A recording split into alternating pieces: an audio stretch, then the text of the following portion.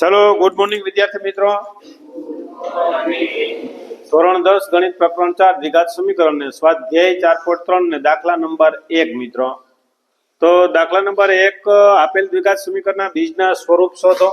પહેલા આપણે બીજના સ્વરૂપ શોધવા પડશે અને જો હોય તો જો તેમને વાસ્તવિક બીજ હોય તો તે પણ મેળવો, એટલે કે તે પણ શોધો। વાસ્તવિક બીજ હોય તો મિત્રો તો બરાબર ડી એટલે વિવેચક મિત્રો, બી સ્ક્વેર માઇનસ 4ac આવું મેળવવાનું। બી એટલે બીજું પદ બરાબર છે, અને આ એ છે ને એ x ના વર્ગનો સહગુણક અને સી છે ને અચળ પદ। એ તો જ્યારે આપણે દાખલો આવશે ત્યારે ખબર પડશે। જો ડી ગ્રેટર ધેન 0 હોય, 0 કરતા ડી મોટો હોય ને તો બે બીજ ભિન્ન અને વાસ્તવિક મળશે। બે બીજ ભિન્ન એટલે જુદા જુદા અને વાસ્તવિક મળશે, પણ ક્યારે કે જો ડી નો જવાબ ડી ગ્રેટર ધેન 0 એટલે કે ડી નો જવાબ 0 કરતા મોટો હોય તો, અને ડી નો જવાબ જો લેસ ધેન હોય, ડી લેસ ધેન 0 તો ડી લેસ ધેન 0 ક્યારે થાય તો કે ડી ની કિંમત જો તમને ઋણ મળતી હોય, ઋણ મળે તો જ 0 મોટો થાય, યાદ રાખજો। જો ડી ની કિંમત તમને ઋણ મળતી હોય એટલે કે ડી લેસ ધેન 0 હોય તો બીજ મળશે જ નહીં, વાસ્તવિક બીજ મળે નહીં। અને ડી બરાબર 0 હોય તો બે બીજ સમાન મળે, ડી ની કિંમત જ 0 થઈ જતી હોય તો બે બીજ તમને કેવા મળશે? સમાન મળશે। હવે સૂત્રોની રીતે મેળવવાનું છે મિત્રો, એટલે કે આલ્ફા બરાબર -2 પ્લસ વર્ગમૂળમાં ડી અને છેદમાં 2a અને બીટા બરાબર -b માઇનસ વર્ગમૂળમાં ડી અને છેદમાં 2a। બસ આ સૂત્રનો આપણે ઉપયોગ કરશું। પેલા બે બીજ મેળવશું, કેમ મળશે એ જોઈએ। તો ચાલો પેટા નંબર 1 જુઓ તો 2x² -3x + 5, ચાલો a બરાબર 2, x ના વર્ગનો સહગુણક હોય મિત્રો એને a કહેવાનું છે, તો a બરાબર 2, b બરાબર -3, x નો સહગુણક તો b અને c એટલે અચળ પદ c બરાબર 3। સૂત્ર મૂકો, c બરાબર 5 સોરી, તો d બરાબર b² -4ac। ચલો d ની જગ્યાએ કિંમત મૂકો તો -3 4 × 2 × 5 તો -3 નો વર્ગ વત્તા 9 જ થશે, 4 દુ 8 ને 8 પંચા 40, 40 - 9 તો -31 મળશે।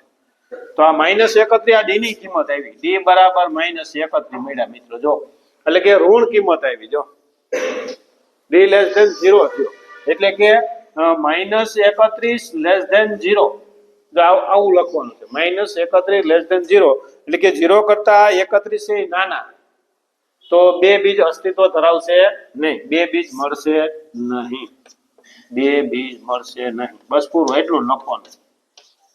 ક્યારે નહીં મળશે તો કે જો ડી નો જવાબ ઋણ મળશે તો અહીંયા ડી ની કિંમત આપણે ઋણ મળી એટલે કે બીજ અસ્તિત્વ ધરાવશે નહીં, અથવા બે બીજ મળશે નહીં, અથવા ખાલી ઉકેલ નથી એમ પણ તમે લખી શકો।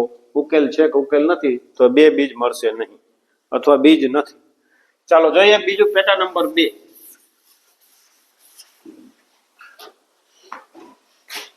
ચાલો a બરાબર 3, b બરાબર -4√3 અને c બરાબર 4, b બરાબર b² -4ac। ચલો ડી એમ b ની જગ્યાએ -4√3 એનો વર્ગ ગુણ્યા 4 ગુણ્યા 3 ગુણ્યા 4, 4 નો વર્ગ 16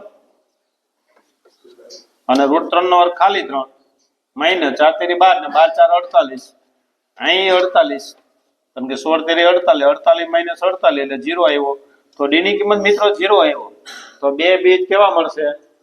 બે વાસ્તવિક અને સમાન મળશે। બે બીજ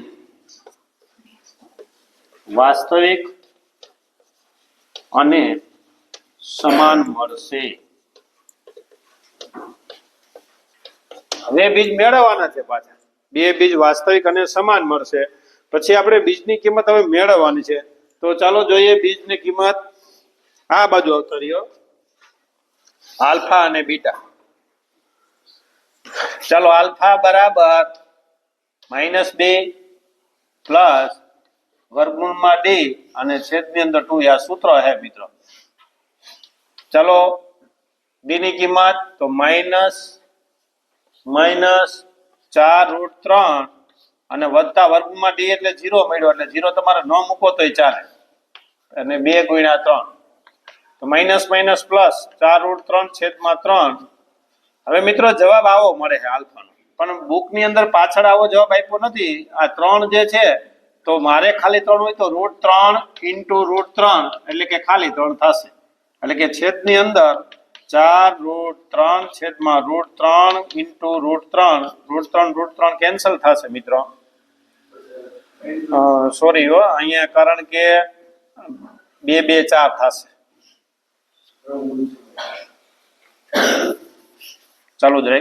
આલ્ફા બરાબર 4√3 અને છેદની અંદર 2 ગુણ્યા 3 એટલે 6 થશે, પણ અહીં 2 2 4 થઈ જશે. આલ્ફા બરાબર 2√3 છેદની અંદર √3 × √3 કેન્સલ, તેથી જવાબ તમને મળશે મિત્રો 2√3.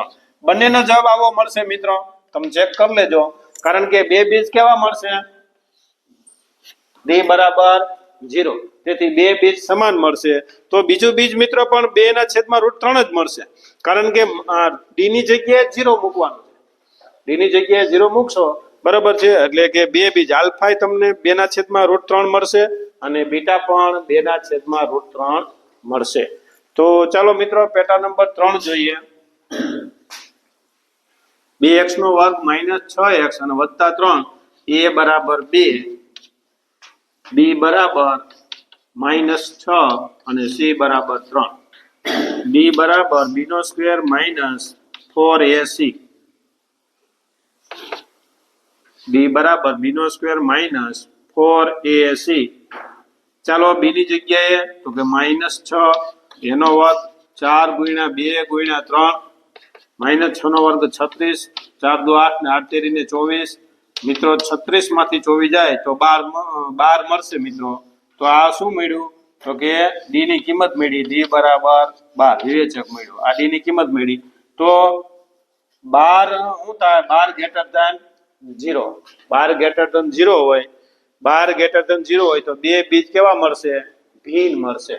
બે બીજ ભિન્ન એટલે અલગ અલગ મળશે. તો ચાલો આલ્ફા બરાબર અહીં લખવું તો લખાય કે ડી બરાબર 12 હોવાથી, અથવા આમ પણ લખી શકો કે 12 > 0, તેથી બે બીજ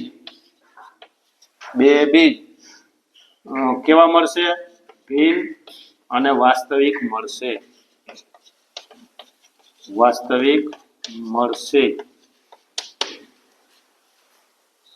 બે બીજ d > 0, તેથી બે બીજ ભિન્ન અને વાસ્તવિક મળશે. એટલે કે આલ્ફા બરાબર -b + √d / 2a.